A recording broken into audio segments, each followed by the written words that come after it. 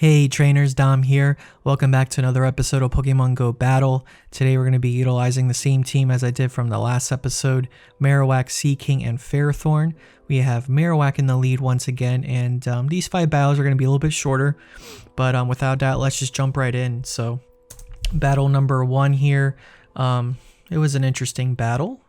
We have Marowak in the lead, and we have Shadow Gardevoir. So, I like sticking Marowak in the lead here and not switch out in this case because, as you know, Shadow Pokemon usually do more damage with their attack, yet their defense is also lowered. So Marowak does okay with the charm damage in the beginning.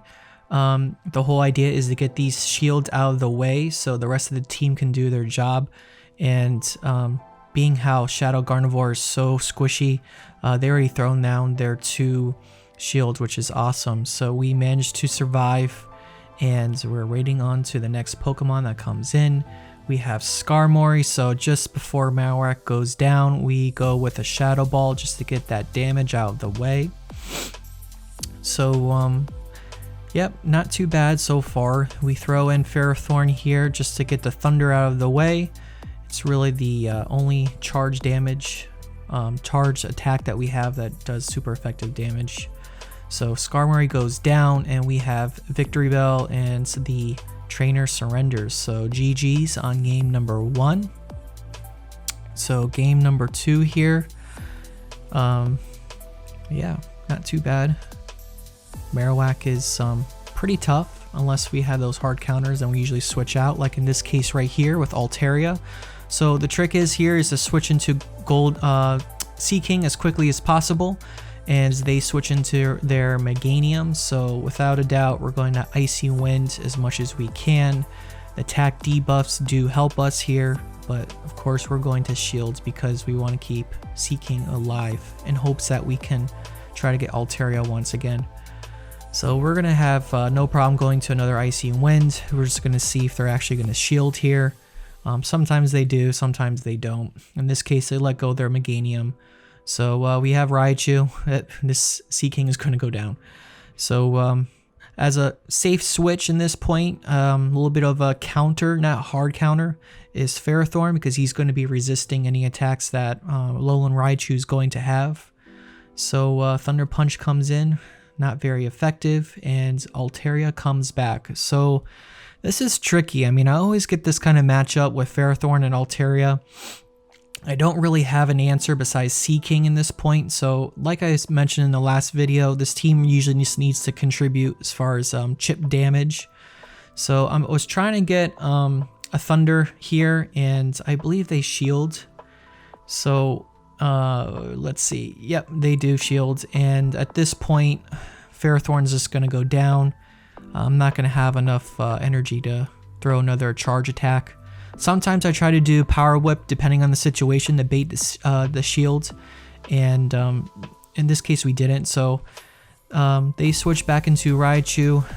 Without a doubt, there wasn't really a way to avoiding this Thunder Punch. So we just throw in a Bone Club here. It's going to be super effective, but it's not going to knock it down completely. So we just get another Fast Attack in, and we're down to the races for Shadow Ball. And like I explained before, if Marowak had more energy, we would have been just fine, but we were just shy with Shadow Ball and we lost this match, which is perfectly okay. Very, very close without a doubt, but yep, that's kind of the thing what I like about Marowak. If he can get his energy in the beginning before I switch out, he can be very, very effective on the close. So, but yep, in this case we didn't, and like I said, it's all good. So leading on to the next battle, let's see what we have here. We have Medicham. So good for us. There's not really any attacks that's going to affect us that bad, but they switch into Venusaur. Not very smart, and then they surrender. So easy GG's for us right there. That was great. So let's just dive into the next battle here. So not sure, they probably didn't have another good Pokemon in the back to switch for Marowak. So you got to watch out for that team composition. You want to find out your strengths and weaknesses when it comes to the type of Pokemon you're going to be going up against. So with this battle here, we had Toxicroak. It's a tricky situation. It can go either way. Not sure what PvPoke really says, but typically I play it out where if the opponent doesn't switch out their Toxicroak, then I'm going to try to either switch into someone else like I did here with Ferrothorn because I want to save the health from Marowak. This entices them to stay into with their Toxicroak because Ferrothorn is weak against counter and fighting. So yep, we're going to couldn't farm down energy. Bullet Seed is not really damage effective there. So we switch into Seaking here, knock down Toxicroak, and we get another Shadow Gardevoir. So in this case, we're going to Icy Wind to get that debuffed. In many cases, we're going to get that shield like we did. Switch back into Marowak, have some energy charged ready to go with a Bone Club. And like we had from the video earlier with this match, it usually takes out Gardevoir fairly easily. So they switch into their Zoomerl here, and because I switched out into Marowak at the time, we can't switch into someone else. We're just going to throw in a Shadow Ball and then chip a little bit more with Bone Club before we go out. So in this case, we were almost there with Zoomerl. In many cases, Marowak doesn't knock out a Zoomerl unless they have 50% health or less. So Ice Beam comes in, and we shield it, and this one should be another Ice Beam. And yep, they switch into Gardevoir. They were trying to see if we're going to let go on Icy Winds, but they didn't pay attention to the charge energy timing. So yep, we counted it up a little bit, and we got Icy Wind, and GG's for us for that battle. So yep, so the team has been pretty good. Like I mentioned before, usually with Altaria, we just switch immediately into Seaking. And like I explained from the last video, sometimes if you don't switch in fast enough with Seaking, Altaria can win the matchup. It comes down to the very last couple bits of health with Seaking when we double shield. And it really depends if the opponent also double shields, because if we can get 1 or 2 Icy Winds in, usually Altaria just goes out pretty easily. So back into battle right here. Again, here we go, another Altaria. So we quickly switch into Seaking. So we're going to see if they're going to shield, which in many cases they do. Sometimes they don't, but I believe they do here. Yep. So Sky Attack comes in. We definitely want to shield, and it's off to the races once again. Now, depending on the IV of Altaria, sometimes they can get Sky Attack in before an Icy Wind, but in this case we get an Icy Wind first, and they shield again. So both shields are down. That's great. They're going to go in with a Sky Attack, which is perfect. I'm going to shield here because I know I can squeeze in one more Icy Wind before I go down. It's so frustrating, man, because if lag comes into play, as you can see here, it can mess up the whole game.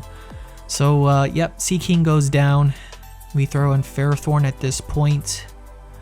So like I explained before, I can go with no shields here and take care of Zoomerl without any problems whatsoever. It could be Hydro Pump, it can be Play Rough or Ice Beam.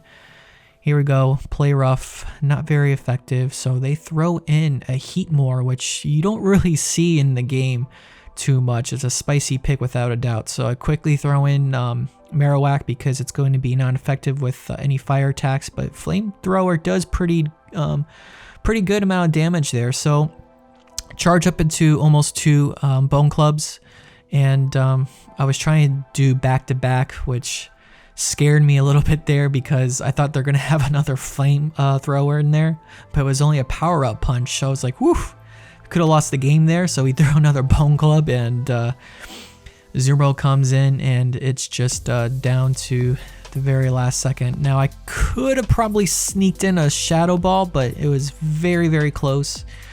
So I did a Bone Club and switched into Ferrothorn for the Bullet Seed. farm down, and that was it. GG's for us. So that was the very last match there. And yeah, like I said, man, sometimes with Altaria in the lead for Marowak is not good at all. I typically just don't stay in there because I want to see if Seaking can just switch right in there immediately and try to get those 2 icy wins and possibly those 2 shields, because who knows what's in the back besides the 1 Pokemon that they have, Altaria. So yeah, without a doubt, quick and easy episode here. Hopefully I'm going to be showcasing a different team in the next episode just to switch things up. But thanks again for watching this. Please like and subscribe if you like this video, and for any more future content I'm going to be posting. So without a doubt, continue battling, my friends, and have fun.